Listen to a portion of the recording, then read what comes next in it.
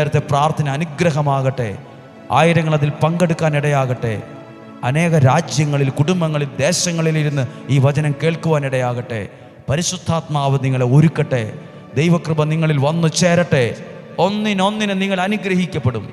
ഒന്നിനൊന്നിന് നിങ്ങൾ സൗഖ്യമാകും. ഒന്നിനൊന്നിന് നിങ്ങളുടെ പ്രതിസന്ധികൾ മാറും.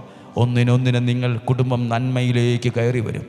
ദൈവത്തിൻ്റെ മുമ്പിൽ വ്യാപരിക്കുന്നവരുമായി ദൈവം അനുഗ്രഹത്തിൻ്റെ ഉടമ്പടി സ്ഥാപിക്കും. അത് നീയുമായിട്ടാണ്, നിൻ്റെ കുടുംബവുമായിട്ടാണ്.